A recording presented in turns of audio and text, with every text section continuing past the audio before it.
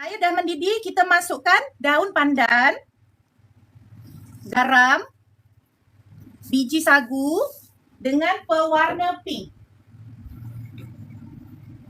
Pastikan api besar ya Kak. Api harus besar. Ini kita akan rebus 10 hingga 15 minit. Kakak punya biji sagu memang cantik menawan. Bila dah tapis tu, akak dah tapis, akak siram guna air Kak.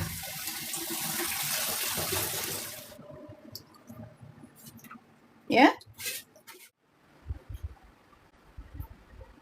Tepung gandum dengan tepung ubi kayu. Hanya menggunakan 2 tepung sahaja.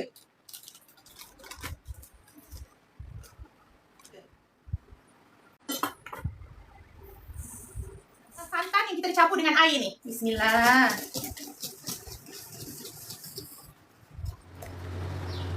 Kita akan buat 3 layer ya Kak, ingat. Okay, cukup. Kan pandan emulko.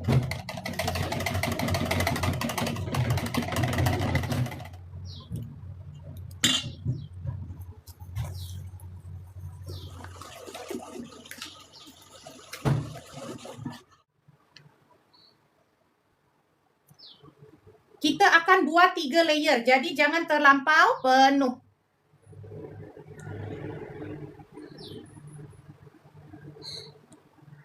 Bila dah 5 minit dia dah set tau, nampak tu?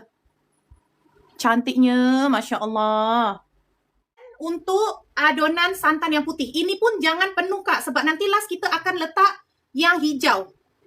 Sebab kita buat ni 3 layer.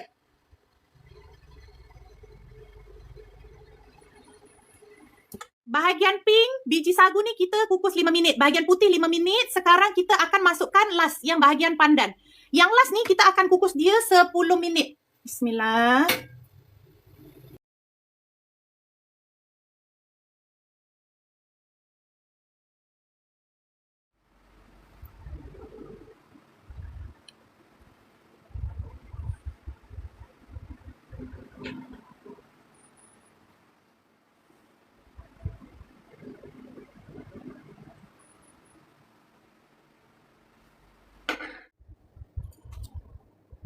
Bismillahirrahmanirrahim.